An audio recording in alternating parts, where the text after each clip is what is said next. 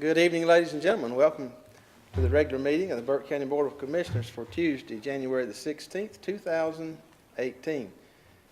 All of our commissioners are present tonight with the exception of Commissioner Abley, who is recovering from back surgery.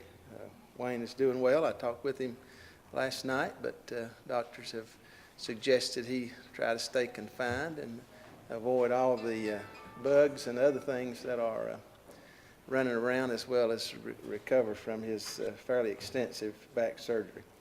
So I'd ask you to continue to remember him in your thoughts and prayers. And our county attorney is also present, manager, and Madam Clerk. I would ask you to silence your mobile devices tonight. If you have telephones, iPads, other devices that like to make noise, if you'd please take just a moment, silence those at this time. And if you are making presentation tonight, either come to the table or podium. Be sure that the microphone is turned on when you come there so that everybody can hear you, as well as those in our audience on the internet and television also.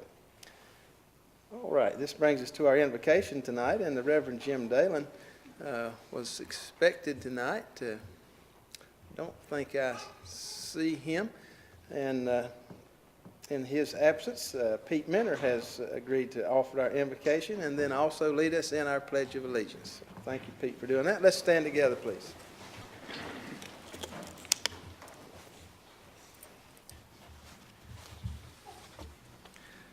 Let's pray. Dear, kind, and gracious Heavenly Father, we're so thankful for this blessed nation, dear Lord. Thankful for the many blessings and grace that you bestow upon us as citizens of this wonderful county, Burke County.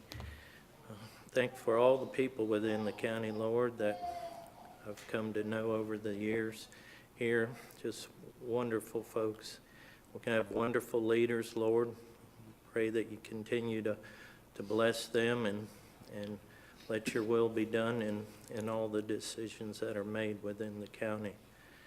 At this time, we ask that you be with us at this meeting, dear Lord, and watch over us and have us work as your will to do the work that would be done for the benefit of all citizens of the county. This I ask in the name of Jesus Christ. Amen. Amen. Thank you, Pete.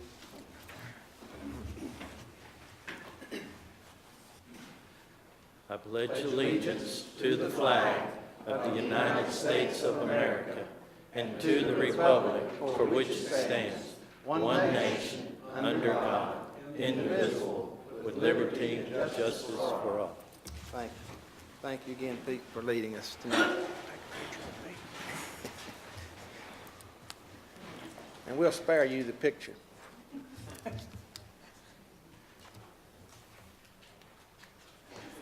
All right, this brings us to item number 4, approval of agenda. Gentlemen, you've received the agenda earlier with some modification on the BDI item number 2. You would note that. And also, Commissioner Abley asked that we might consider in his absence the removal of item number 3, the ordinance to allow sale of alcoholic beverages, so that he might participate in that item. And so I would entertain a motion at this time for approval of the agenda with those changes. So moved, Mr. Chairman. Does that include the minutes also, Mr. Chairman? Yes, we also added some minutes, gentlemen. Those are the minutes for December 19, yes, 2017. So that does include the minutes as well. Okay, you've heard the motion from Scott. All those in favor signify by saying aye. Mr. Chairman, would Yes. you clarify again which item are we removing? Removing decision item number 3, ordinance to allow the sale of alcoholic beverages, and we will carry that item over to our next meeting. All right, other comments? Yeah, number 3. I thought you said C. Okay, good deal. All right, all in favor say aye. Aye. Opposed, no. All right, I believe that's all those. Thank you. All right, this will bring us to approval approval of minutes tonight. Gentlemen, we have minutes from November 21st, 2017, Board of Commissioners regular meeting. Minutes of December the 4th, 2017, Board of Commissioner pre-agenda meeting. And then the minutes just mentioned, the December 19th Board of Commissioners regular meetings. I would entertain a motion to approve these as you have reviewed them. Mr. Chairman, are you looking to vote for one at a time or all three in a block? Take them all three, sir. Mr. Chairman, I make the motion to approve November 21st, December 4th, and December 19th meetings of 2017. All right, thank you, Maynard. All those in favor say aye. Aye. Opposed, no. That's all of us, Madam Clerk. Thank you. Item number 6 tonight, presentations. We have no presentations tonight. This brings us to item 7, scheduled public hearings. And we do have community development with a zoning text amendment, ZTA 2017-03, public hearing. That'll be presented tonight by Pete Mentor, who will stand in Mr. Carpenter's stead. I think he has some dental problems. Yeah, poor fella got abscess too, had to leave early today, so I'm privileged to stand in for him tonight. Good evening, Board. I'll be glad to present the zoning text amendment this evening, which would, for the record, be ZTA 2017-03. And if you recall, Board, back in November, the citizens of Burke County voted to approve sale of alcohol beverages in Burke County, and that would include the establishment of ABC stores, the sale of malt beverages, unfortified wine, mixed alcohol beverages throughout the county. And so the vote was certified by the Burke County Board of Elections on November 17, 2017. Existing businesses that met the requirements of the Alcohol Beverage Commission were able to begin selling alcoholic beverages or applying for permits right away. However, because Burke County has always been a dry county, there is no provisions in the zoning ordinance to allow for sale of alcoholic beverages or any of the establishments that would do so. So the Burke County zoning ordinance was in need of amendment to allow for those establishments, and that's what we're proposing tonight, to amend the Burke County zoning ordinance to accommodate those establishments. So the first part of the amendment would be to amend section 402 of the zoning ordinance, and I'll just give you the specific items or additions to the definitions. And the first would be Alcoholic Beverage Control Board. Every county has the ABC board. One's already established, but this would now put a definition in the Burke County zoning ordinance for that board. Also, the addition of the ABC store as well. Third one would be definition of a bar. Fourth would be definition of distillery. And the fifth would be a definition of a drinking establishment that could be used kind of simultaneously with bar, but we wanted to cover everything there. So we added proposing to add another definition for drinking establishment. Also a farm brewery, which, as you know, last year the legislature passed an allowance for farm breweries in dry counties, but that that was going to be added to our definition tonight, even though the county has voted to allow alcohol. Farm breweries still have a place in the zoning ordinance, as they, if they pass the verification process, they do not have to comply with all the zoning ordinance requirements. They're exempt by their farm status. The same for a new definition of farm winery as well.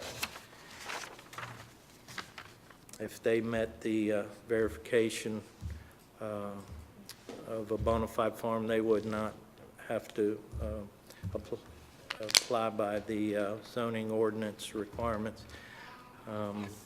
We have just your standalone or non-farm winery and brewery definition.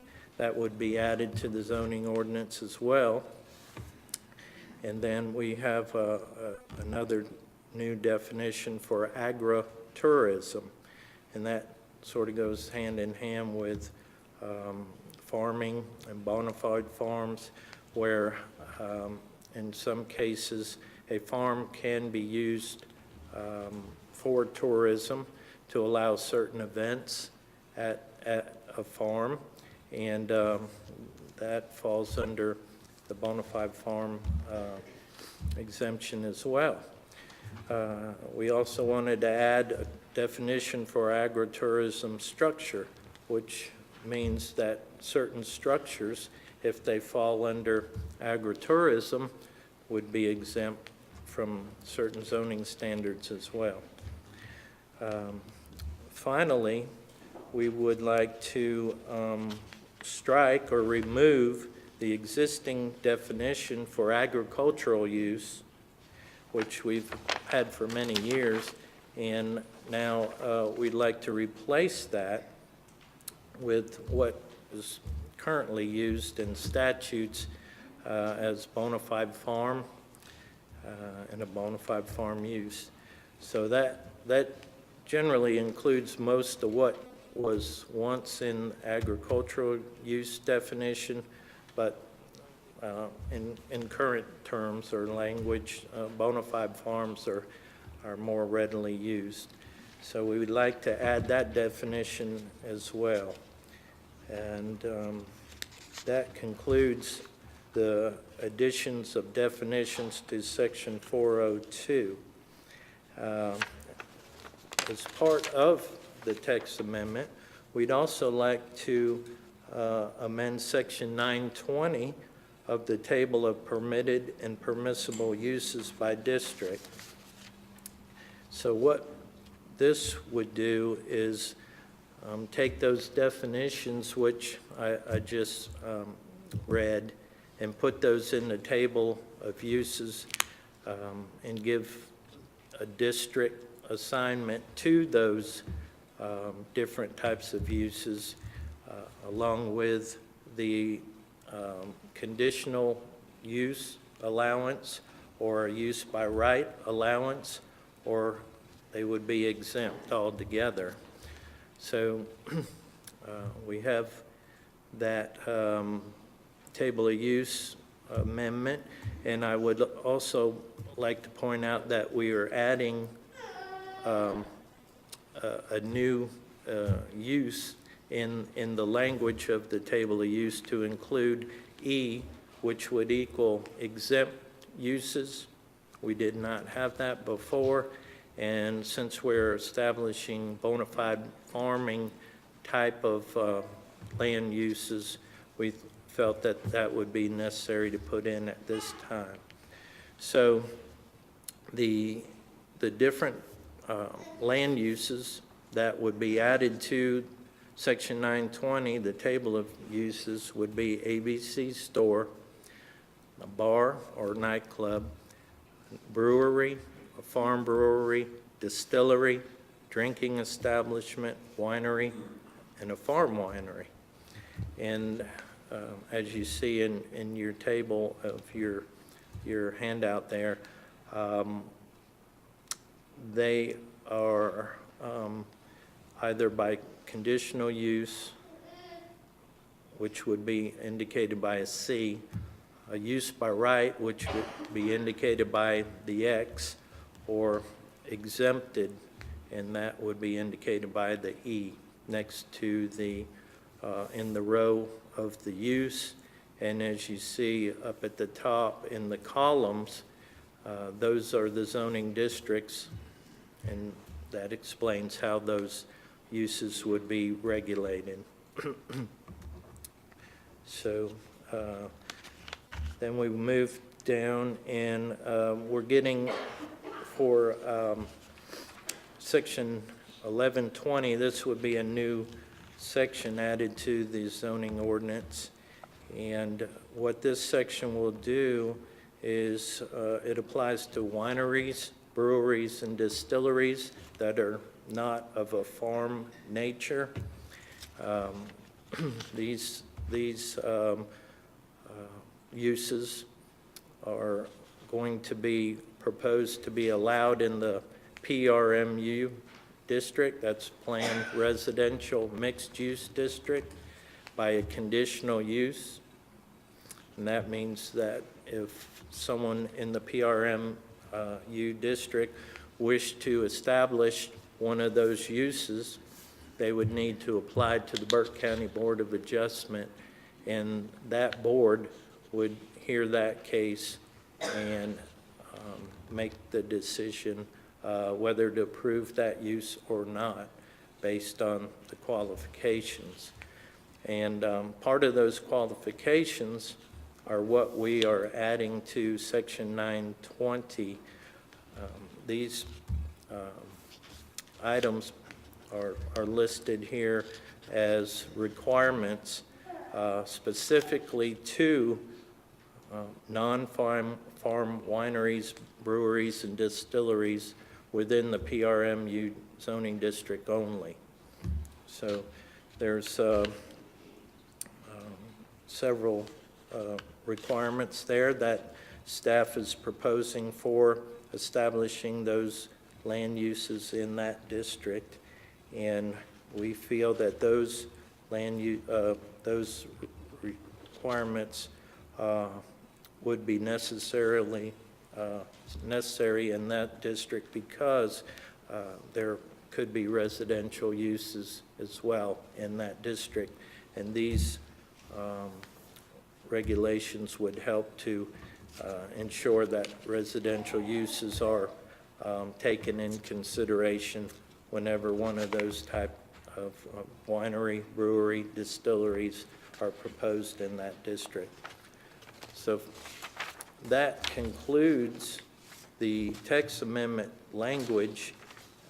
I'd also like to mention or state the consistency of this amendment with our comprehensive plan. And I have 4 items that I would like to state at this time. The text amendment we feel is consistent with the Burke County Comprehensive Plan in that the text amendment will introduce and define several new land uses which are currently not represented in the current zoning ordinance. Number 2, the text amendment will associate the new land uses with the appropriate zoning districts within the county. And finally, number 3, the text amendment will establish certain standards in which the new land uses can be established and operated within those specific zoning districts. So that concludes my report at this time. I'd be glad to answer any questions you may have. Okay, thank you, Pete. Gentlemen, any questions for Pete before I open the public hearing? Mr. Chairman, I only have one, and it involves a list of farmers. And in reading that article, which took a lot of time for that zoning, I thought, well, this just applies to the people who would grow things to make the wine or their drinking beverage. But in the purpose of determining whether a farm is a bona fide farm there's some categories that are omitted in that, Pete, and I just wondered if it was by intention or what. But, for example, horticultural is not in there, and that is a huge part of Burke County. That includes Christmas trees, flowers, potted plants, you know where all that goes. And the other one is some of the, it does say if you got a farm exempt certificate, which would cover most dairy farms and wheat farms and stuff. But I just wondered if that horticultural was intended to be left out, or it's just an oversight, so. No, and you're right. This is a very broad term. When we talk about bona fide farms, there's a lot of things that it includes, entails.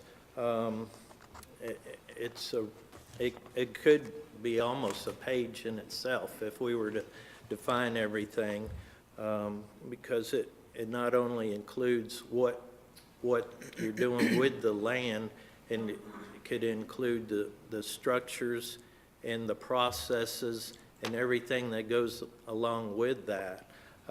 So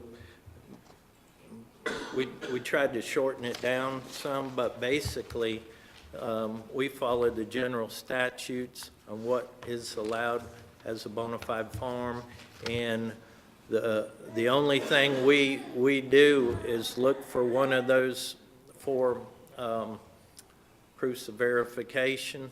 If somebody provides just one of the four proofs of verification, then we approve it as a bona fide farm for their needs. So if you feel that definition doesn't cover completely what you think it ought to, we can add to that, but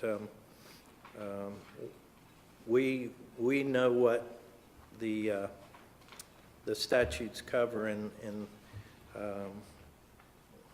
I don't think that would be a problem for anybody that's wanting to do any horticulture, nursery, greenhouses, Christmas trees, just as you mentioned. Well, that's not really my decision, and I bring it up just for clarity purpose, because it'd be a little bit hypocritical, even though I like the zoning changes, be a little hypocritical if I'm not going to support the motion in which it's written for. So, but anyhow, I wanted to bring that to your attention, just to make sure that it wasn't left out intentionally, et cetera, No, et no, cetera. not at all. Thank you very much. Mhm. Other questions for Pete? Pete, just a question on the table, section 920, schedule of permitted uses. I understand I guess the philosophy or concept of exempting, across the board based on the general statute that the state provides. But for instance, a farm brewery that might also include a lot of other agritourism type things like events, would that also be allowed? Yes. So if the brewery comes in to be established as a farm brewery, and they provide one of those four forms of verification for bona fide farming, then that brewery use would be exempted. Of course, we'd have to verify that they follow through with what they're proposing, but those accessory uses, like the agritourism type uses, like wedding venues on a winery or something like that, those would also be exempted as well. Have you considered what if in a subdivision, somebody says, okay, my lot, I'm going to use an exemption, I'm going to be a farm brewery, and I'm going to have me an event venue, and is that going to be compatible with the neighborhood? And are those events really exempted in the state statute, that part of the business? Right. Well, there is a little more discretion that can be taken when it comes to these. Not everything is exempt as agritourism. It still has to meet the statute definition. So all that's taken into consideration. But, you know, if they have a bona fide farm, they're allowed to have certain types of agritourism businesses per state statute, and we'd have to look at exactly what they're wanting to do. But the main one that comes to mind is weddings to be held on farms, and so that's one of the things that would be allowed. So does the farm exemption have any acreage limitations to it, or you have to have X number of acres to be a? No. There is one of the 4 forms of verification is that the property would be in the present use program, and that's a tax-based program that the county has for exemption. And there are certain qualifications to meet that program. One of them, I believe, is a minimal amount of acreage that the property would be. But if they weren't proposing the present use program as their verification, if they were, for example, bringing forth a North Carolina sales tax exemption for farming, then there's no land amount of acreage that we look at. That one document would exempt them as long as they comply and do the farming component of the farm brewery or farm winery, then they would be in compliance. Would it make sense to allow these exemptions all the way across the board here only to apply to the farming aspect of the business? And then the other items would have to be subject to consideration for neighborhood, neighbors, proximity, however that might be. Well, the farming portion of it would be, so for example, if a winery is proposing to be a farm winery, then they need to grow the grapes or some of the components that go into the product on site there. That would give them the ability to use that farming exemption.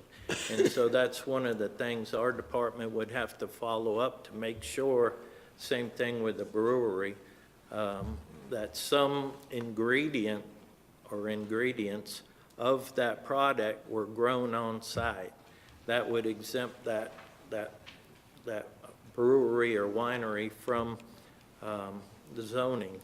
The accessory uses, which could fall under agritourism,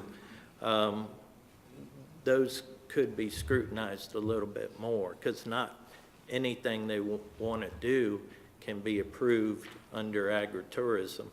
The statutes are kind of specify certain general things that could be allowed, and if they don't meet that, then they would not. I guess my concern is not the farming. I mean, we know we can't fight that. We've dealt with that and all kind of other issues, but events that might be disturbing to neighborhoods and things is what I'm kind of afraid we might just be opening the door wide open without any ability to review those and be sure they're compatible with. Right, and the table mentions the exemption for the farm brewery and the wine farm winery. Specifically, it doesn't mention the agritourism as a use in itself, so that's where they're not exempted unless we find by statute that they could be, and then we evaluate that at that time. So are you saying then you believe that by exempting the farm brewery and farm winery, based on the state general statute, even though in our definition we have included that agritourism piece, we would still be able to stand on the fact, or our, Yes, I believe we would and could, because not everything qualifies for an agritourism use. And so I feel the first step in establishing the farm brewery, farm winery as an exempt use is what we're putting into the table of uses. And then if they wanted to establish anything beyond that, that's where we look to the statutes to see how that would apply. And if the statutes are clear that it would apply, then that would be exempted as well. And I feel that if it's that clear in the statute, just like any other farm-related use, we really don't have much ground to stand on to prevent that from happening. all right, thank you, Pete. Okay. Any other questions, Pete? All right, hearing no further questions, this time I'll open public comment on this matter, or do we have anybody here tonight to speak on the zoning text amendment ZTA 2017-03? Seeing none, I'll close the public hearing. At this time, entertain a motion on this item.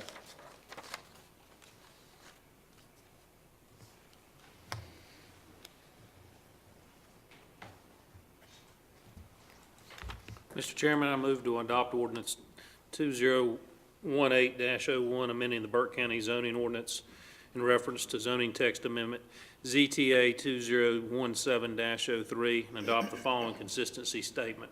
The zoning text amendment proposed by Burke County Community Development Department staff to amend sections 402 and 920 of the Burke County zoning ordinance and to add a new section 1120 is in conformance with the comprehensive plan and is reasonable and in the public interest because, number one, the text amendment will introduce and define several new land uses which are currently not represented in the current zoning ordinance. Number two, the text amendment will associate the new land used with the appropriate zoning districts within the county. And three, the text amendment will establish certain standards in which the new land uses can be established and operated within specific zoning districts. All right, thanks, Scott. Gentlemen, you've heard the motion. All those in favor, please signify by the uplifted hand. Those opposed?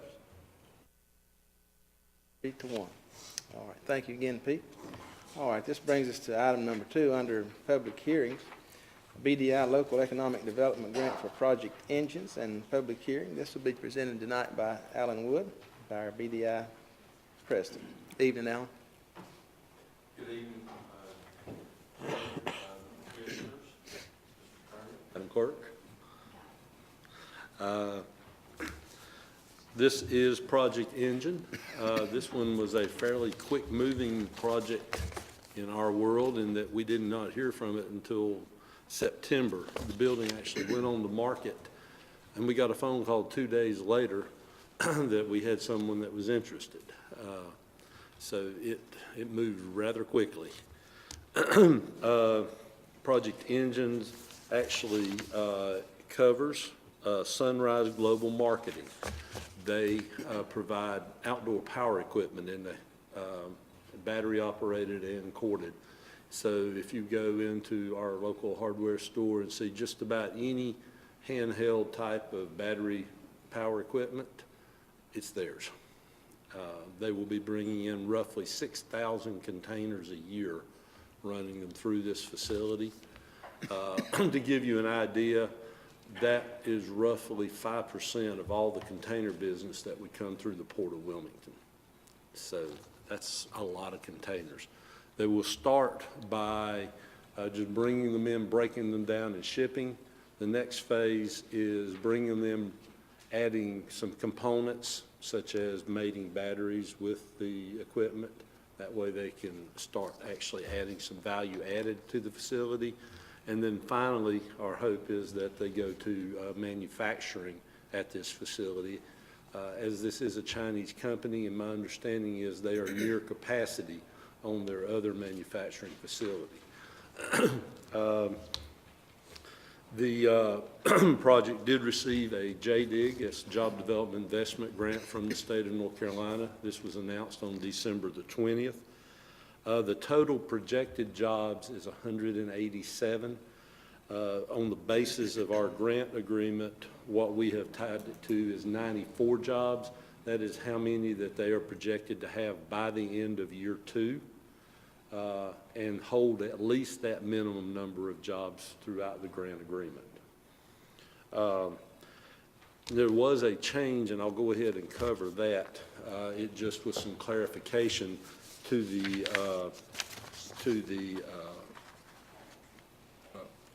presentation from the agenda abstract. The base agreement amount is the same. What we had done is laid out a scenario if they do add the other 2 phases that I just discussed, the assembly and the manufacturing, there could be significantly more investment in the project.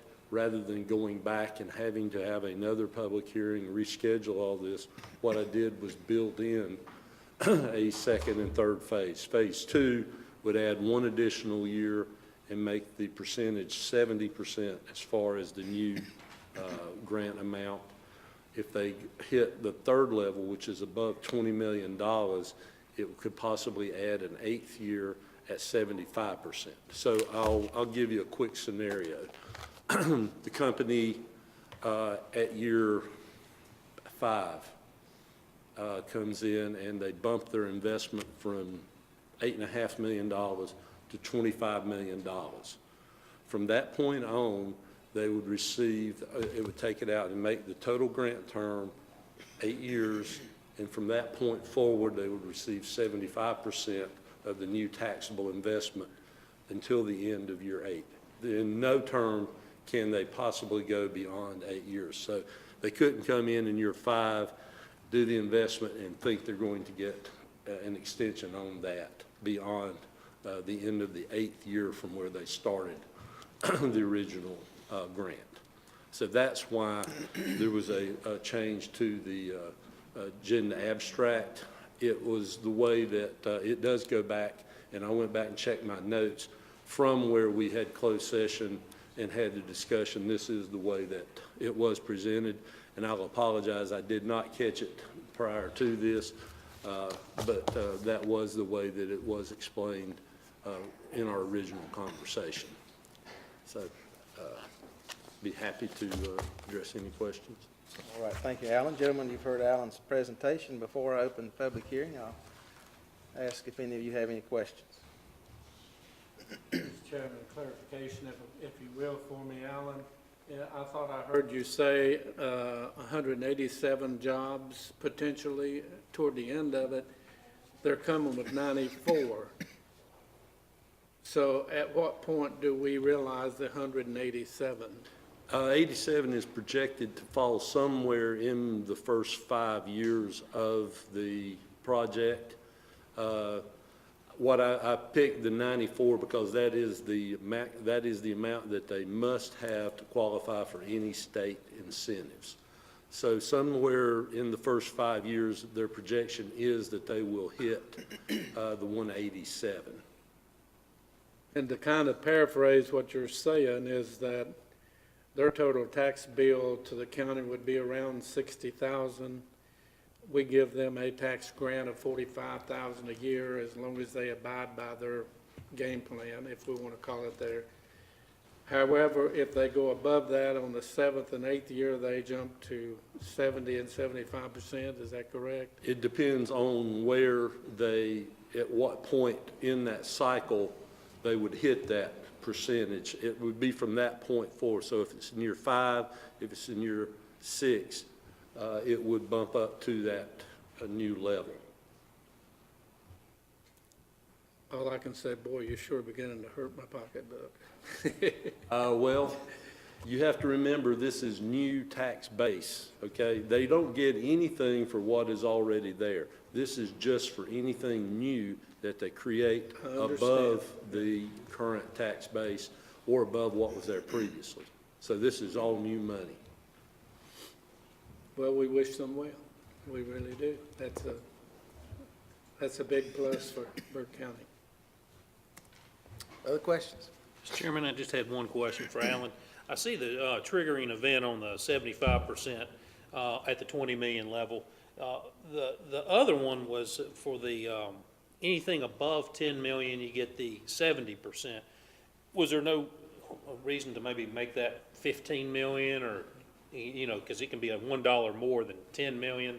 I mean, I was just wondering if that was. Well, when the attorney and I for the company had the first discussion, he had put like 7 or 8 different break points in there, and it just became very cumbersome to keep up with it. So so what I did was I cut him down from his percentage, and I cut him down from the number of years, and in that I gave up a little bit of flexibility as far as what these tiers were. But I just thought, for record-keeping purposes, it's cleaner this way. And I realize it could bump, $1 could trigger them into the next one, but really at whatever level you set, that could be true. Sure. Thank you. Other questions?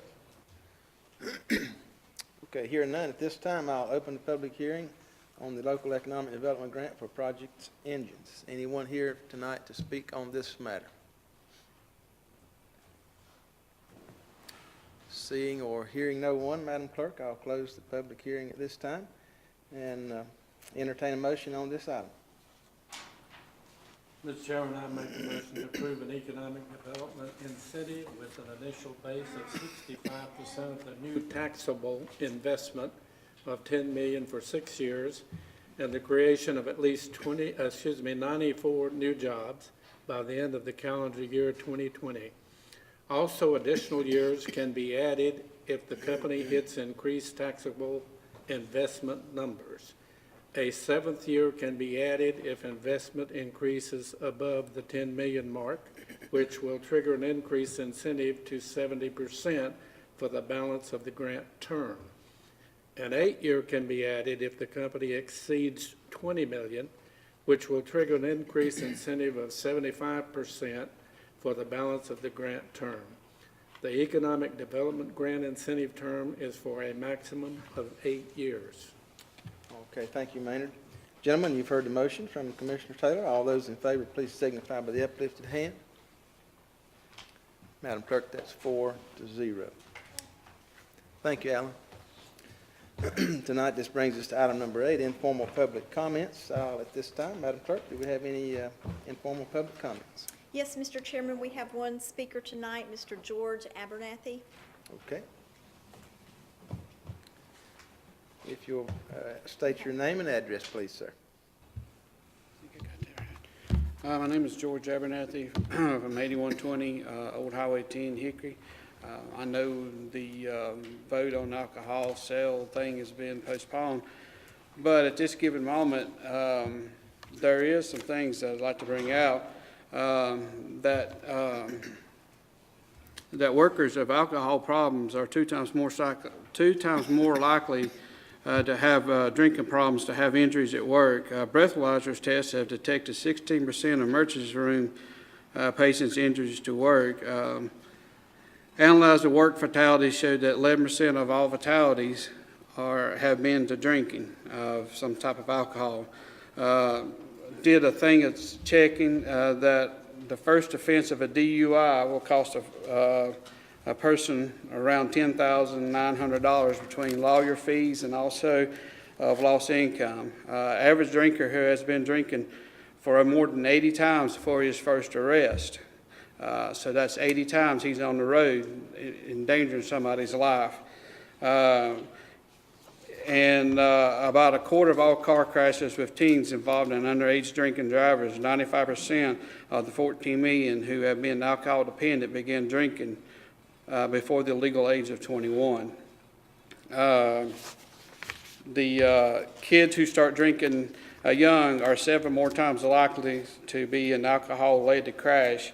Over 40% of all 10th graders drink alcohol. Over a quarter of the 8th graders have tried alcohol. Youth who have started drinking before the age of 15 are 6 times more likely to become dependent or abuse later in life than those who begin drinking after 21. The 20.7% of all drunk drivers are at ages between 26 through the age of 29. An average 2 to 3 people will be involved. The average 2 in 3 people will be involved in a drunk driving crash in their lifetime. Teen alcohol also kills 4,300 people each year. That's more than any other legal drug out there. Every day there's 800 people who will be injured by a drunk driving crash. That's just a few of the statistics that have been printed off. Just to make a quick note of it, here's the rest of them. I know I'm on a 3-minute timer, but we seem to think that alcohol is going to develop and grow our economy, but it seems like every time you turn around, it's costing us. You know, we seem to fail to believe. I believe that when you look at what alcohol does, it endangers each and every one of us. I know you can't stop it all. I'm not that foolish, but we don't have to open the doors and let it come in. And I'm going to read you a quote from an author who wrote this, and he wrote, "Woe unto woe unto him that giveth his neighbor drink, that putteth the bottle to him and maketh him drink also."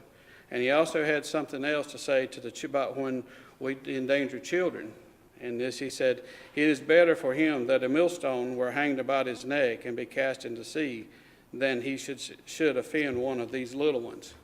That was a quote from an author that I think we've all read his book before.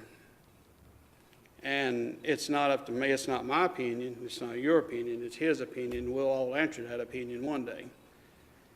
And, you know, and it was pretty evident that, you know, from all this already said, we've spent a lot of money trying to go down this road. And it don't look like it, you know, there will be money made, but there'll also be a lot more spent. Thank you for your time. Thank you, Mr. Abernathy. Any other public comments tonight, Madam Clerk? No, sir, that's all I have. All right, thank you. This brings us to item number 9, the consent agenda. I'll ask our County Manager, Brian Steen, to go over our consent agenda, please. Thank you, Mr. Chairman. Members of the board, you have 9 items on your consent agenda. First, Big Brothers Big Sisters, a proclamation declaring January 2018 as National Mentoring Month. Number 2, Blue Ridge Community Action, Community Service Block Grant for fiscal 2018-19. Item 3 is Board of Commissioners resolution regarding K-3 class size reduction implementation. Item 4, Clerk reappointments to Tourism Development Authority. Item 5, Clerk Library Board of Trustees appointments, reappointments. Item 6, Fire Marshal appointments to the Local Emergency Planning Committee. Item 7, General Services purchase of small excavator to move white goods at landfill. Item 8, Tax Department tax collection report for December 2017. And item 9, Tax Department release refund report for December 2017. Okay, thank you, Brian. Gentlemen, you've heard the consent agenda.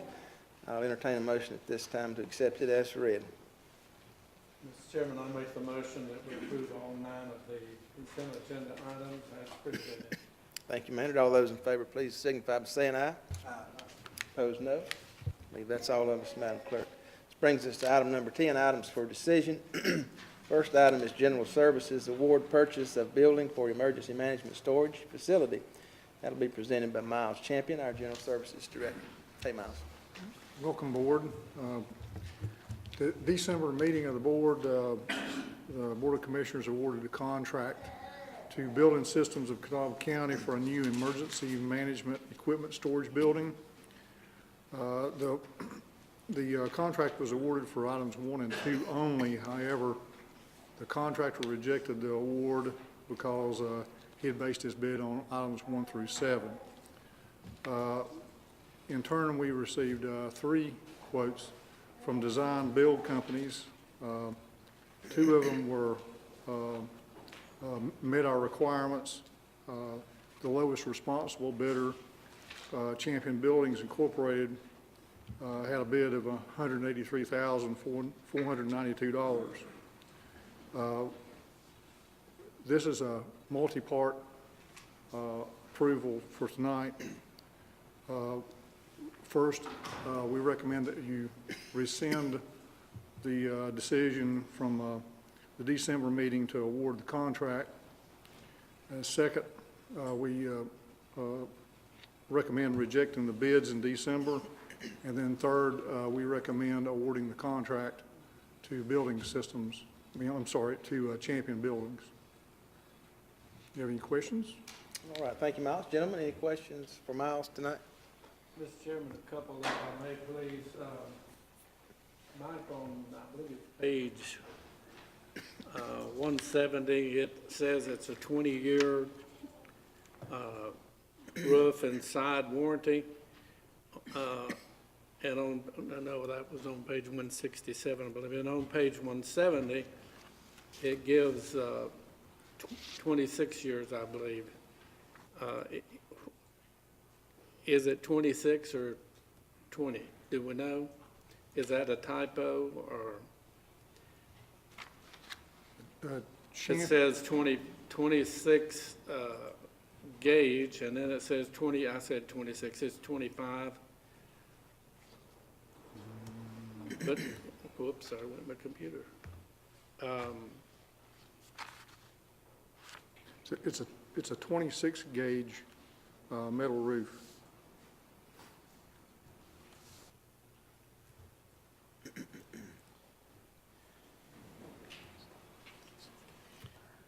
The warranty for the roof is a 20-year galvalume corrosion protection. And that's in Champion Buildings' proposal. The other one, it's called, I believe, for 90 miles an hour wind warranty. Is that meet North Carolina? I thought North Carolina was 110. Yes, 90 is the code for that. It is correct? Yes, that is correct. Okay.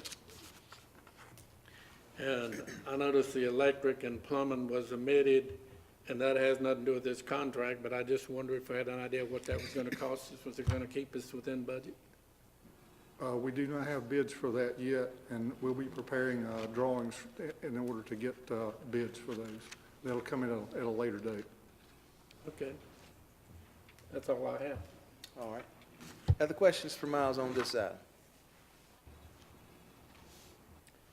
All right, hearing none, gentlemen, I'll entertain motions, and we do need 3 motions on this item, as Miles mentioned.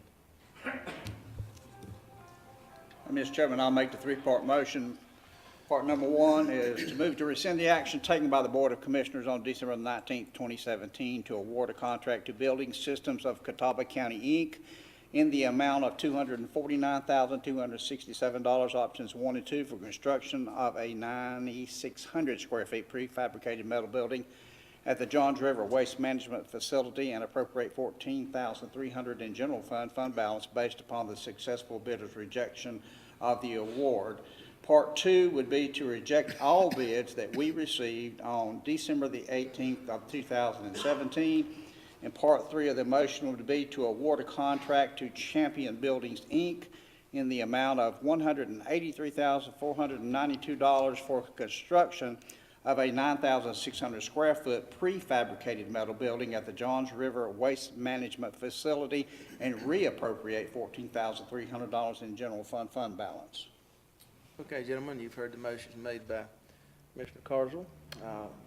All those in favor, please signify by the uplifting hand. Madam Clerk, that'll be 4-0. This brings us to item number 2, Razors Ridge Road. Consideration for resolution adoption, and that'll be presented by Joseph Delk, attorney. Mr. Delk, good evening. Good evening, Mr. Chairman, members of the board. Again, my name is Joe Delk of the Caldwell County Bar. Thank you for having us here tonight. We have the neighbors from Razors Ridge here. Our purpose tonight is to request of the board a resolution to be directed to the North Carolina Department of Transportation under Section 136-67 for the Department of Transportation to do an analysis of, and hopefully after review, to put Razors Ridge into a passable condition.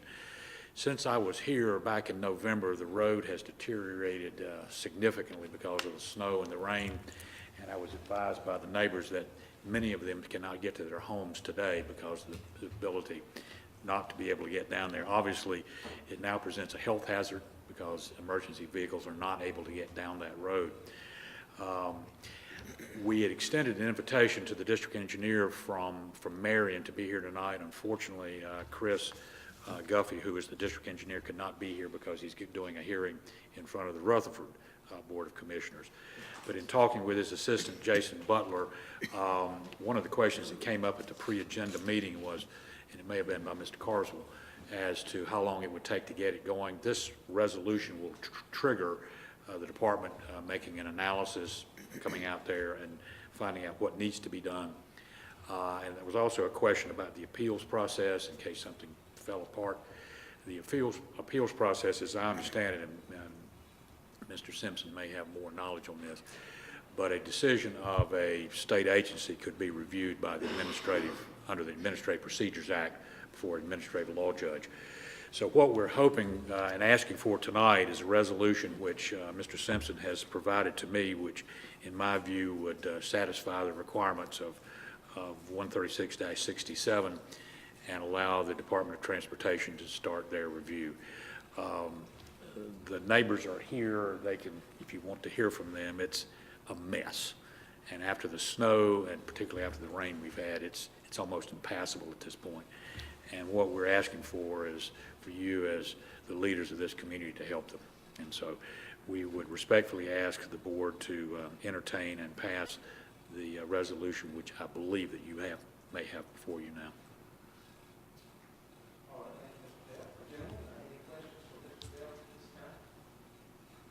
Chairman, if I may, one of the things that's in the summary of information, it declares it's a, thank you, whoever turned me on.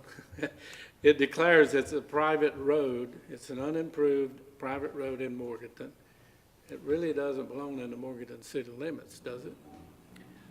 It is in the county. Pardon?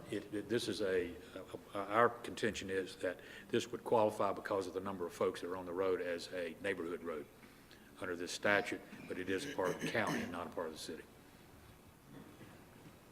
This road is in Burke County. All right. I have, as I said before, visited a couple of times. I think the thing that's kind of hard for me to get a grasp on, I'd love to help those people up there. I tried a couple of times. I have met at that time, the head of the DOT of this region and had talked with him, and we shared that with you before. The one thing that is hard for me to put my hands around right now is it's difficult for an entity to demand another entity to break its own rules and regulations and guidelines to achieve something that we want them to do.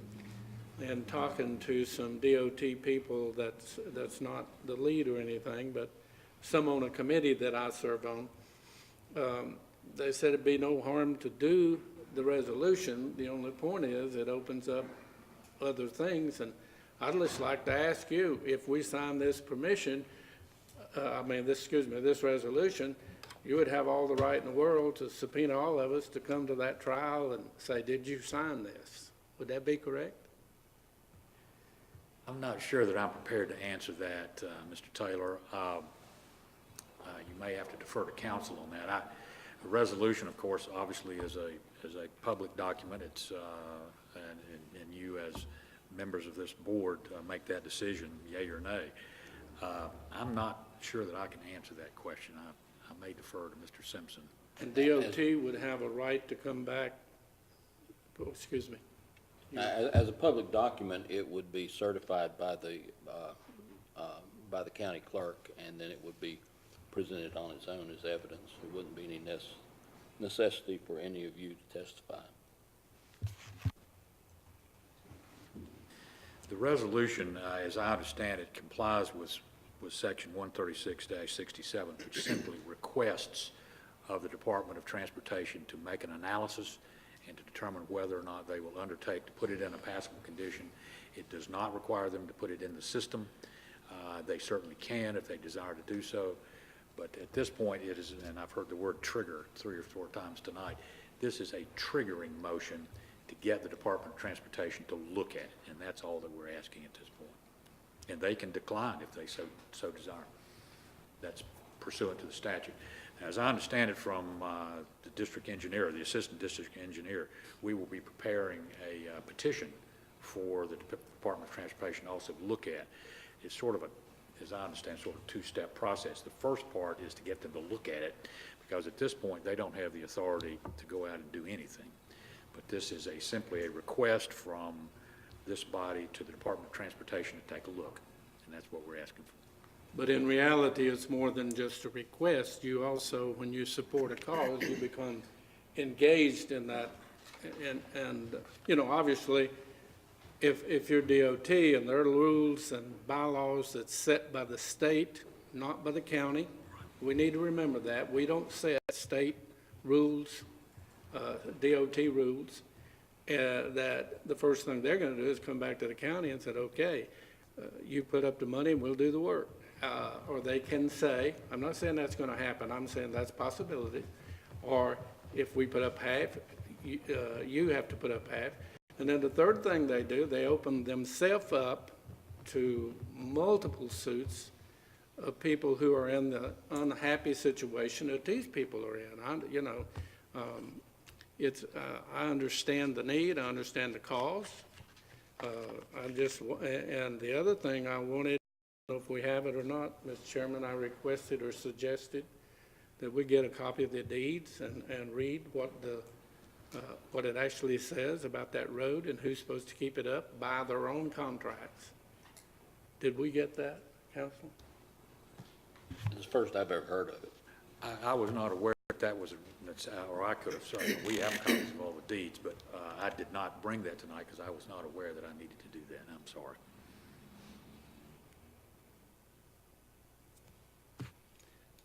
Okay.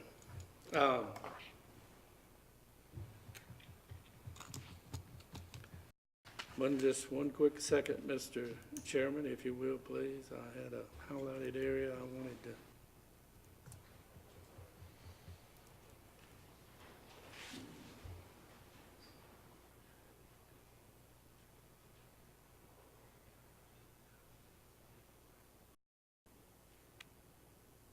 Says upon request, I'm going to read a paragraph out of this. Upon request of the Board of the County Commissioners of any county, the Department of Transportation is permitted but not required to place such neighborhood public roads defined in a passable condition without incorporating the same into the state or county system and without becoming obligated in any manner for the permanent maintenance thereof. That is the language of the statute, Mr. Taylor. And Yes. again, the language is here. The Department of Transportation is permitted but is not required to place such neighborhood public roads, and we contend that it is a neighborhood public road, in a passable condition. It's their decision. But they cannot begin that process, in our view, without a request from the county. And that's what we're asking for tonight. Well, the reason I bring this up is just simple.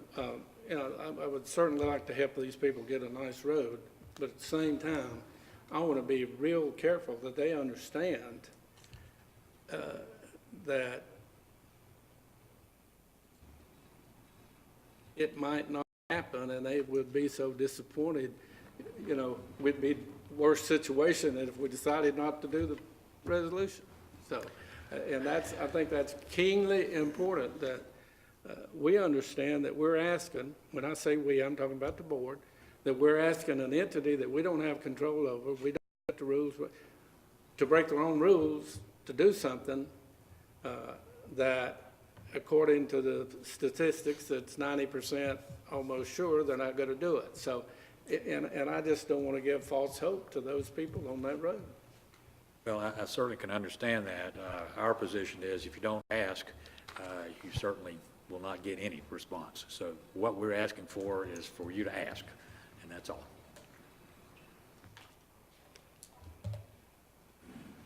Other questions, comments? Mr. Chairman, just a comment, please. I've been on that road several times, and it's deplorable. I'm glad I had an all-wheel drive, so I actually could drive on it the last time I came through it. It's probably one of the worst roads in Burke County that I've ever taken my vehicle on.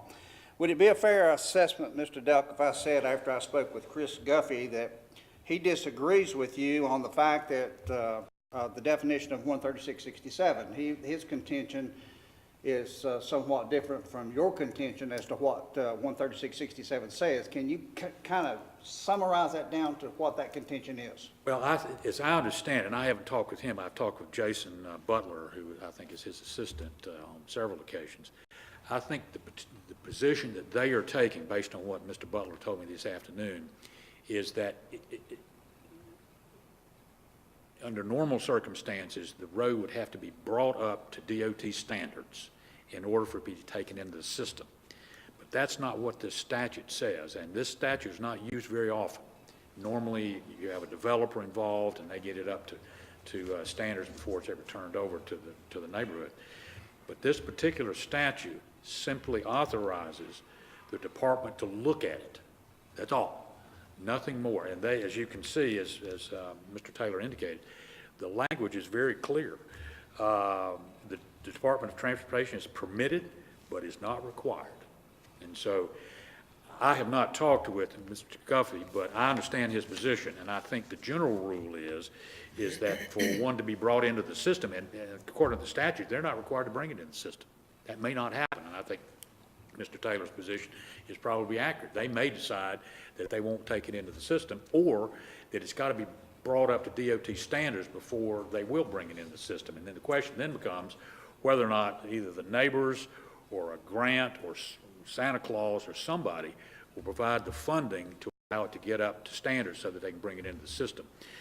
But the reason that this was brought before you to start with was that this provision allows the county to ask, not to direct, not to have them violate their rules and standards, but for them to take a look at it. Because right now, without some request, they will not look at it unless brought up to standards. And right now, the neighbors who have been struggling with this now for a long time may or may not be in a position to bring it up to standards without either a grant or some other provision. And so that's, I would not disagree with what you've asked. I have not chatted with him, but I think that's the position that they're taking, and I think rightfully so, is it cannot be brought into the system until it's up to standards. Now, that's my understanding. I may be incorrect on that. Mr. Simpson may have a different opinion. But Well, let me apologize on one thing. When I spoke with Chris, maybe I misinterpreted what he said. I thought you and he had spoken, and that he had, but that's okay. But I know there is contention between 13667. That's the only contention that they have. Right. Okay. And I understand where they're coming from, because the normal rule for them is that the road's brought up to standards, and then they can look at it and put it in the system, and then they take care of it. They may, after a review and talking with Mr. Butler this afternoon, who's the person I've talked to, said they will take a look at it, and if they decline, then we'll have to move to Plan B. But what we're asking tonight is that you give us a chance to ask. That's all. Just one comment. I rode out there yesterday, and I was telling some folks earlier that I was absolutely shocked at the condition of, especially that one hill about halfway down. And I was glad I had four-wheel drive. So, it is in terrible condition. Well, and as we indicated earlier on, this is a safety issue, and ultimately, it's a safety issue for people who live out there. Because right now, based on what I was told tonight, an EMS vehicle or a fire truck would be completely buried up out there where it is right now. So that's what we're asking for, members of the board, and that's all. Other questions? Mr. Chairman, let me ask you one more. I wish I'd have thought about this earlier and contacted our counselor and asked if DOT looks at that and he comes back and does a share, for example, if he says if each house in there would ante up 500 or 1,000, I don't know what the fee would be, to assist in it, that they would do it. Counsel, is it fair to ask if that would be acceptable to your clients? Well, we certainly, we've had a number of meetings together. I'm not sure they're prepared today to stand up and come to the altar, but we certainly be happy to report that to you in due course, if that's what it requires. Well, I'm aware of two other roads that's as bad as that or even worse, and they're in kind of the same situation that they're in, that the developer didn't fulfill his complete, I think, liabilities to do the road. On the one in particular I'm thinking about, it plainly says that once they build their houses and that keeping up the road is their responsibility. He even recommended on the deed that they get a committee together that would be in charge of it. And of course, he, in my opinion, he didn't build the road the right way anyhow. It should have been on the contour and have been a whole lot easier to maintain. But the other question and the final question I have is, and also just thinking of this, or I'd have called, if we vote 100% to accept this or pass this resolution, or if 3 voted for it and 1 voted against it, would it give us a little bit of leeway of staying out of court or DOT using that against us? Well, again, I'm not in a position to give legal advice to the board. I don't believe, and this is just my opinion, I don't believe passing of this resolution exposes this board to any liability. It clearly exposes it to no cost, because that's a decision of the Department of Transportation. I will have to defer to Mr. Simpson as to whether or not it exposes this board, whether it's a 3-to-1 vote or 4-to-0. I'm just not prepared to respond to that, and I'll have to defer to Mr. Simpson. I think you're accurate, Mr. Delk. I don't think that passage of this resolution would put the board in any danger of suit or anything else. It's simply a request to the Department of Transportation to look at the road.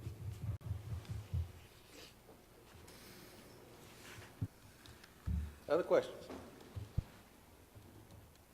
All right, hearing none, gentlemen, you've heard this information from Attorney Delk. I'll entertain a motion for resolution number 2018-03. Mr. Chairman, I move to adopt resolution 2018-03. All right, thank you, Commissioner Carswell. Those in favor, please signify by the uplifted hand. Those opposed? Madam Clerk, that'd be 3-1. Thank you, Mr. Delk, for being here Thank you tonight. for your time. Thank you. Okay, gentlemen, this brings us to item number 3. We've been removed from tonight's agenda. We'll pick that up next month. And that brings us on then to item...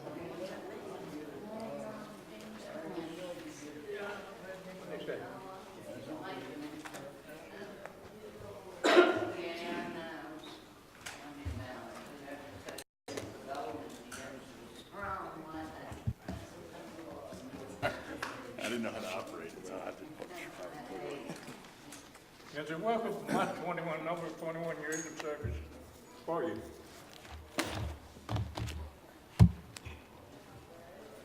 Thank you, Mr. Chairman. Good evening. let's hold just 1 minute, please. All right.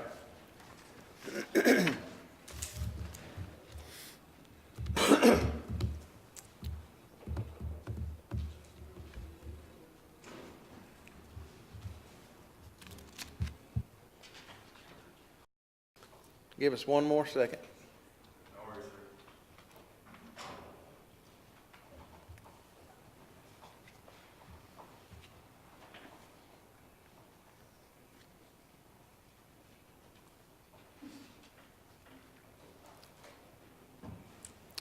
Okay, Commissioner Carter will be back briefly. We'll go ahead and continue then with item number 4.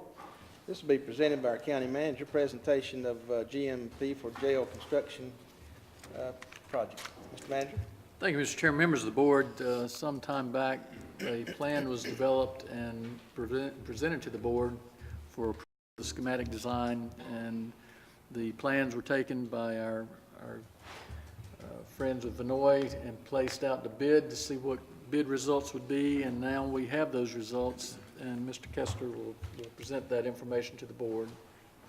Yes, sir. So as of August of last year, we procured or bid out the site development portion that has been underway for the latter quarter of last year and re-began site utility work today. In December, we procured and bid the building portion of this project. And so what you have in front of you today is a packet that is a summary of both the site development and the building, and encompasses the entire cost of this project, the new jail. So what we are doing today is presenting the guaranteed maximum price, or GMP, for the new Burke County Jail. All right, thank you.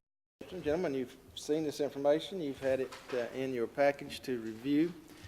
I'll ask at this time if you have any questions for Mr. Kesterson.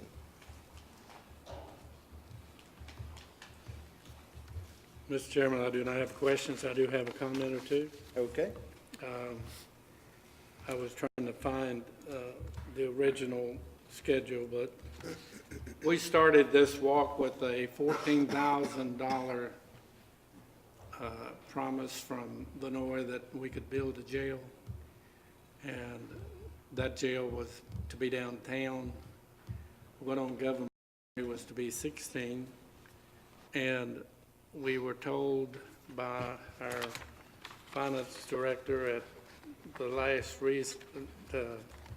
meeting that he didn't expect this to go above the price that it was, and we're now right against $22,000. And I could, Mr. Chairman, I could bring all the stuff that I have presented before and make those points again, but I am aware that the Bible says many times that many things falls on deaf ears, and I'm sorry, this is one of them that does. I can't imagine paying that kind of money to gain 26, 31 jail sales, but that's the comment that I wanted to make, and for now, that's it. All right, thank you, Mr. Taylor. Any other comments or questions for Mr. Kester? All right, gentlemen, you've heard the information. You've had the information before you. I'll entertain a motion on this item at this time. Mr. Chairman, I move to approve GMP number 1 and number 2 totaling $21,917,027, subject to local government commission's approval of the financing, and authorize the county manager to execute the related documentation on behalf of the board. All right, thank you, Commissioner McWee. Those in favor of the motion, please signify by the uplifted hand. And those opposed? Madam Clerk, that'll be 4-1, 3-1 rather, excuse me. All right, thank you, Mr. Kesterson, for being here tonight. This brings us to item number 5, jail finance resolution, and we'll hear from Paul Imes, our finance director, on this matter. Thank you, Mr. Chairman. Now that we have a price for the jail, the item for your consideration is an approving resolution that basically just sort of follows up a prior resolution that in effect says that the county is legally authorized to enter into such a transaction. The county has decided it's in the best interest to finance this project through an installment financing contract, which would be secured by a deed trust and the security agreement and fixture filings from the contents. The resolution goes on further to identify the specific documents that you are authorizing, such as the official statement and the financing contract, and you're delegating the authority to make any changes to those documents to the chairman, the county manager, the clerk to the board, and myself. So that's in a nutshell what the resolution in front of you is all about. And just an FYI, the county did file its financing application with Local Government Commission last week, so it should be on the LGC's February 6th calendar for consideration. All right, thank you, Paul. Any questions for Paul on this matter? Excuse me. Mr. Chairman, a couple, you have in your whereas about the 5th whereas. You got 21,000 instead of 21,917. Well, just as a point of clarification, if you read that, what we're saying there is the county is agreeing not to borrow more than $21 million par amount. Now, if you take that in context with the way we did the schools, if you actually issued 21 million par amount of bonds, face value of bonds, because of the way the debt structured, it's tax exempt, and the interest rate that folks that would be in the market to buy those, they pay a premium to get that debt. So 21 million for the schools generated over 23 million cash in hand. So this resolution, deals with how much debt the county is willing to borrow. And we're saying that number will not be on 21 million. Do we, Mr. Chairman, do we have an interest rate at this point? The debt will not be issued until the end of February. I think the closing date is scheduled for March the 1st. So at this point, we don't really know what the interest rate will be. But you do anticipate a rate? Do anticipate what? You would anticipate the rate. What would you anticipate the rate to be? Well, right now, I really couldn't tell you, because until you offer it to the market, I don't know if it's going to be a 3%, 4%. The discussions we've had with the underwriters, who is obviously the bank that's going to sell it, they anticipate that once the 20-year term deal is structured, considering how much premium we're going to get versus how much we're going to pay out, the true interest cost should be right at 3%, maybe just a little below. What percentage? 3%, maybe just a little bit below. So can you determine at this point an idea, a low and a high, of a total payback for this indebtedness? Well, one of the scenarios we're looking at is to issue $20 million of debt, put in a little county money in order to keep the annual debt service payments within the dollar amount that we've identified, which is roughly $1,880,000. So at that point, I think the first debt payment is just a little above $1.8 million, and then it gradually goes down because the principal payments are level. So each year you'll pay the same principal amount, but the interest will go down. So we anticipate the money we've set aside in the budget to take care of a debt service will be equal to what the highest debt service payment will be, maybe just a little bit below, just depending on what the market ends up being in a month. Has there been any other consideration of a payback plan? Is there anything else out there that would bring the payback back at less money? But the only way you're really going to do it is for the county to put more cash into the project. So obviously right at $22 million, we're going to have to finance, the bulk of that. But the more money the county puts in up front, obviously the less we would have to borrow and the less the annual debt service payments would be. So it's really a comfort level. And talking to the chairman, he felt like that, the county, could put in some, so we wouldn't have to possibly issue the entire 21 million.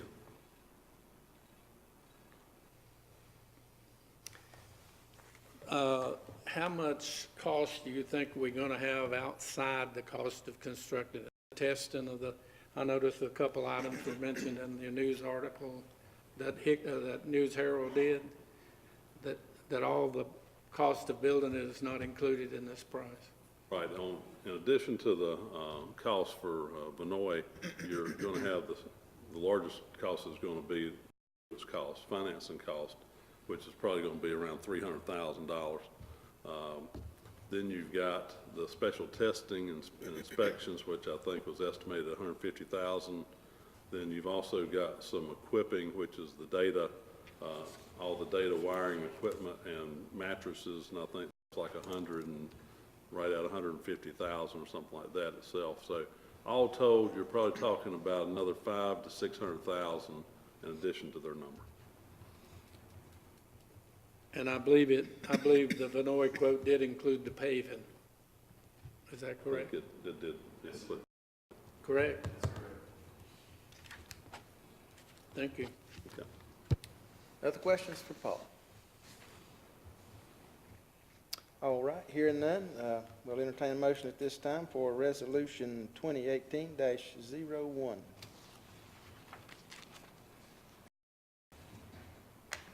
Mr. Chairman, I move to adopt resolution number 2018-01. Thanks, Scott. Gentlemen, you've heard the resolution or the motion. All those in favor signify, please, by the uplifted hand. Those opposed? Madam Clerk, that'll be 3-1. Thank you, Paul. This brings us to item number 11 tonight, reports and comments from our board. We'll start tonight with Mr. Simpson. No comments with me, sir. All right, thank you, J.R. Mr. Toth? Yes.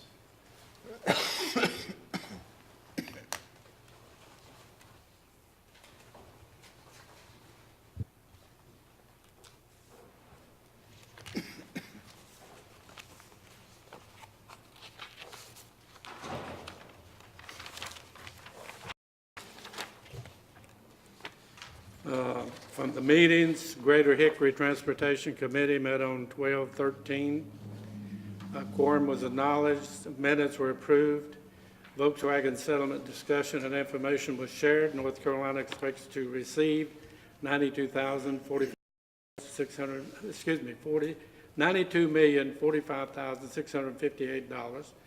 Draft Unified Plan Work Program for Public Transportation Division.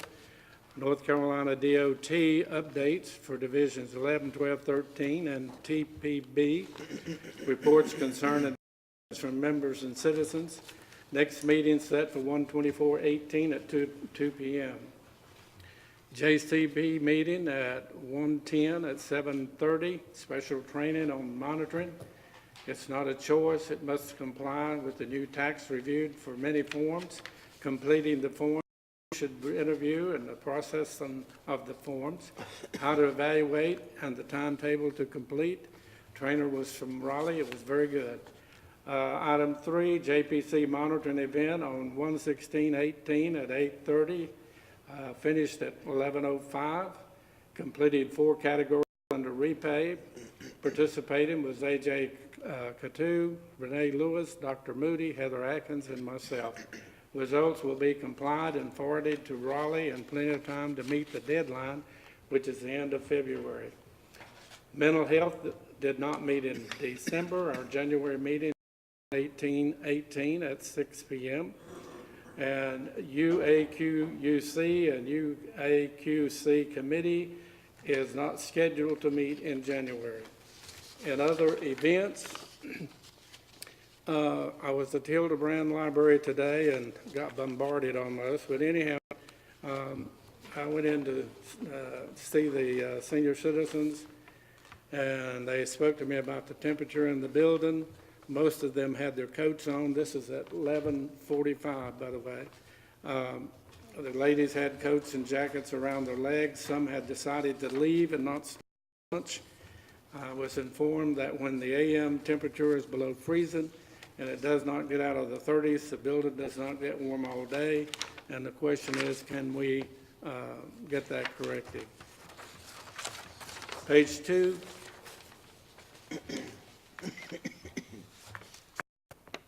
Look down at item C. I've got highlighted the beginning of the sentence. I've got it highlighted at the end. It says, prior to the board's adoption of the meeting agenda, the request of any member to have an item moved from the consent agenda to a decision item must, M-U-S-T, be honored by the board. The word must does not say may, not a majority, a voting item. It is not questionable.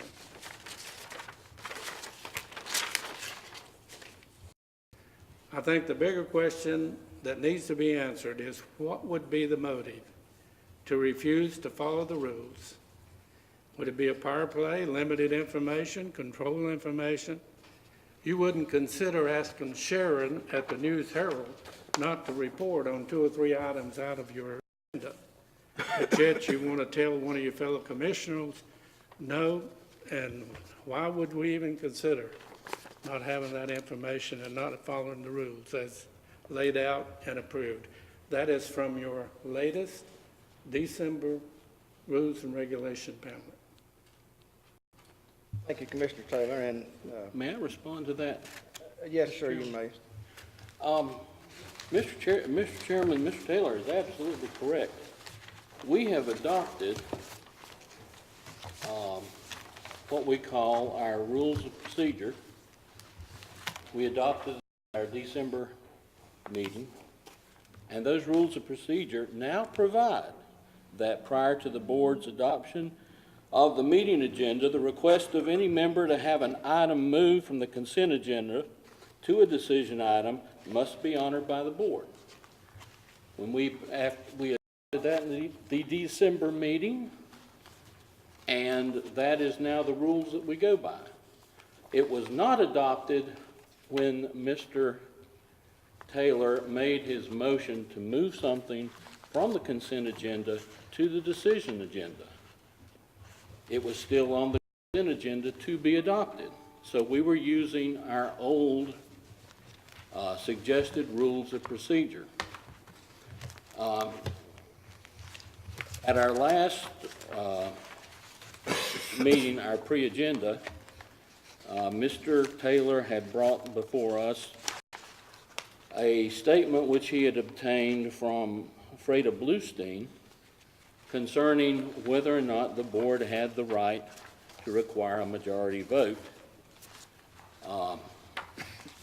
before moving something from the consent agenda to the decision agenda.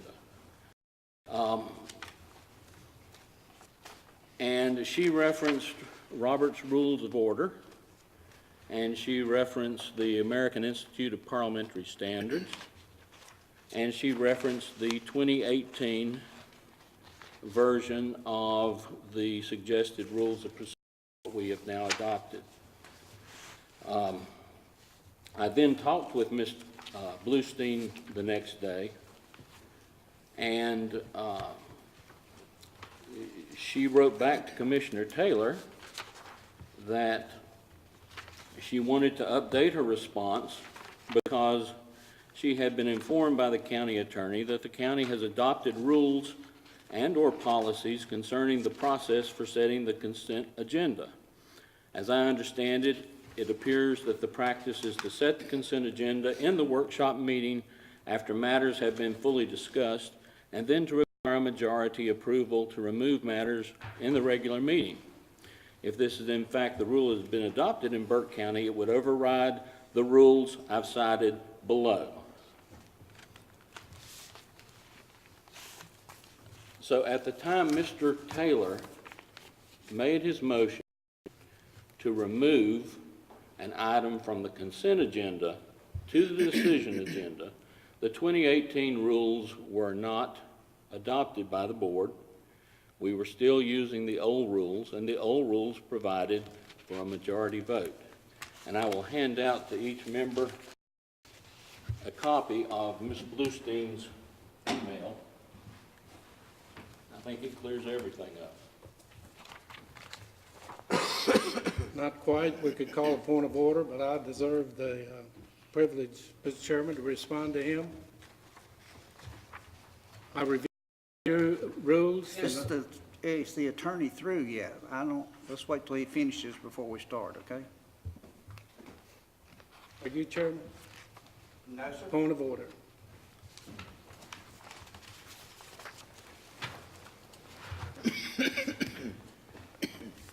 Madam Clerk, would you happen to have the copies of our consent agenda items for the last several years on your computer? Mr. Attorney, do you want to refer to any of this, or is this for information? Are you finished with your comments, sir? Your Honor, that was for your information, and I'm finished with it. Okay, thank you. All right, Mr. Taylor, be glad to hear what you have to say. I looked at the last 3 years of our rules and regulations. I have the last one here that does not show it was edited, and I'll read it to you. The board's adoption of the meeting agenda. The request of any member to have an item removed from consent agenda to unfinished business must be honored by the board. Madam Clerk, I don't mean to draw you into anything, but hasn't that been in the rules books for the last couple of years? Several years?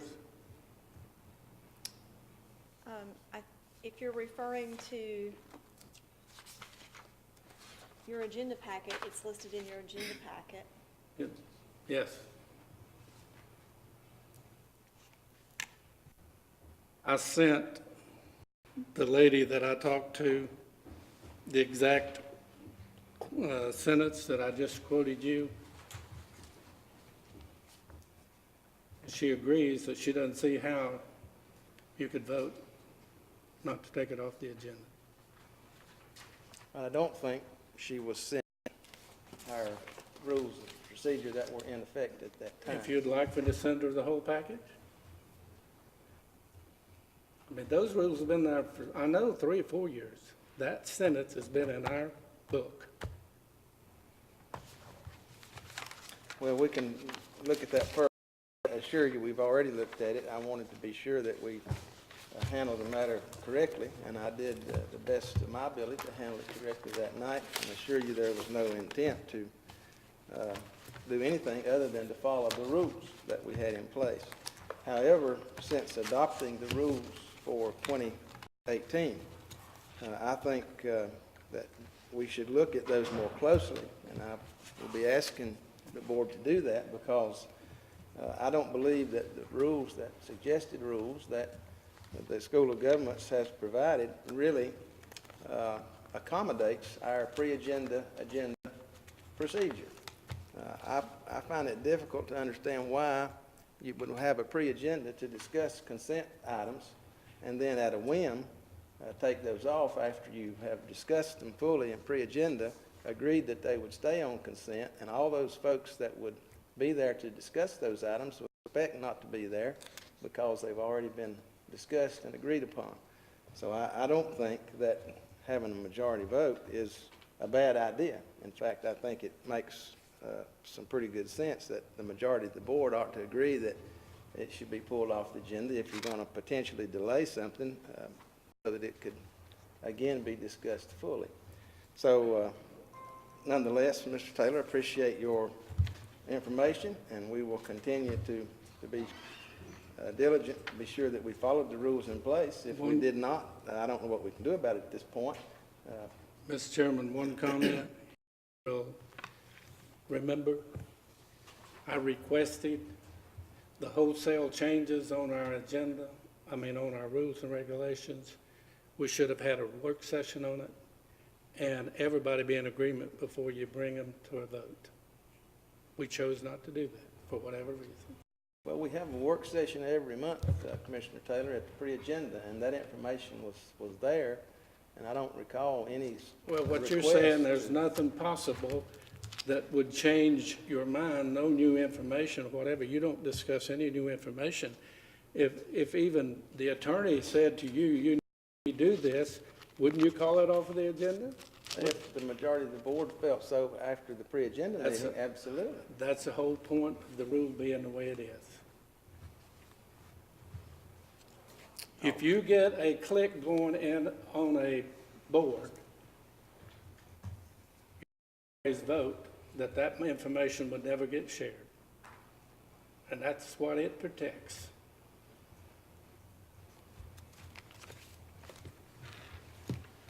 All right, thank you, Commissioner Taylor. The board's, of course, yes, I'm sorry, Mr. Manager, didn't mean to leave you out. Carry on. I didn't know if you were ready for me to I am ready, yes, participate. sir. No report, sir. All right, thank you. All right, my report for the month, DSS Board did not meet this past month. Vice Chair, myself, the manager, others met with the Board of Education as we do quarterly to discuss matters where we relate with the board. The new school continues to be on good progress. We also discussed the legislation involving reduced class sizes and the impact that could have on the campus.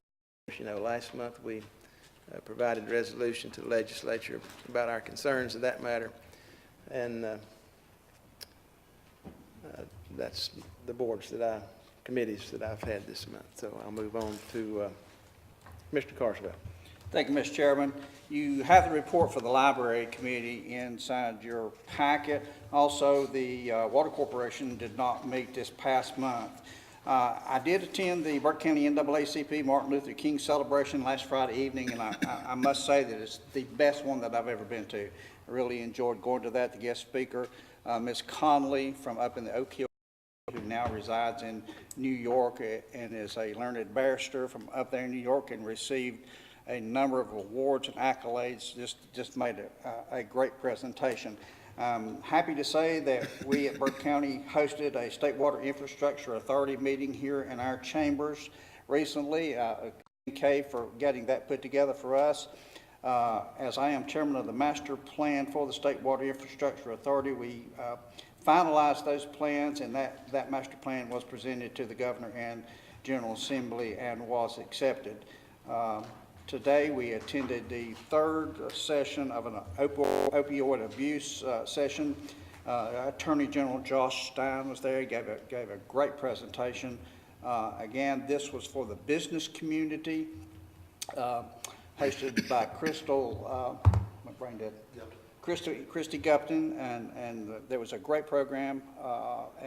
And we all understand the opioid abuse issue that we have here in the county, and I think some good ideas came out from that. Thank you, Mr. Chairman. Thank you. All right. Commissioner Moe. Thank you, Mr. Chairman. Last week, I attended a Smart Start meeting. We have a TDA board retreat next week, next Tuesday, and then I also attended the Burke County Recreation Department meeting as well, and we just had a great year in 2017. I had them, you've got the numbers, I had them send the report to Kay, but just for the folks out in the audience, you know, the youth sports are tremendous here in the county. They do an amazing job. Just in indoor soccer, 153 teams participated with 1,220 children. In the 2017 baseball, softball league, 56 teams participated with approximately 672 children. In football, we had 30 teams participating and approximately 600 children. 2017 outdoor soccer, 24 teams participating and approximately 215 children participating. 2017 fall softball, we had our first fall girls youth softball league in the county with 50 participants.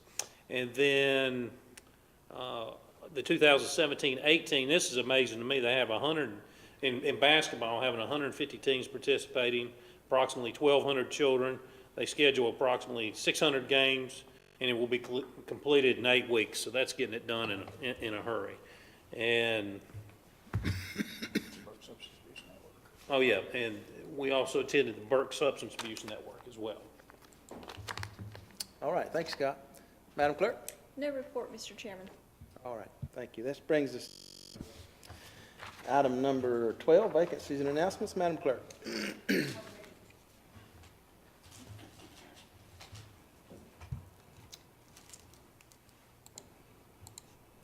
Okay, we have the following opportunities for citizens to get involved in county boards and committees: the Hickory Regional Planning Commission, the Adult Care and Nursing Home Community Advisory Committee, Council on Aging, Juvenile Crime Prevention Council, City of Morganton Board of Adjustment, Planning Board for the ETJ area, Voluntary Agriculture Board, Burke County Board of Adjustment and Planning Board, Burke County Parks and Recreation Commission, Western Piedmont Regional Transit Authority Transportation Advisory Board, Partners Behavioral Health Management, the Animal Advisory Board, the Board of Health, and Region E Development Corporation.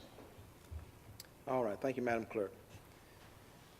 This brings us now to item number 13, closed session. We do have a session tonight to discuss threatened or pending litigation, to preserve the attorney-client privilege, to discuss economic development matters, and to discuss personnel matters as authorized by NCGS 143-318-11A 3, 4, and 6. So with that, I'll entertain a motion to go into closed session. So moved. Thank you, Maynard. All those in favor say aye. Aye. Opposed, no. This time we'll have about a 5-minute recess, and then we'll convene into closed session.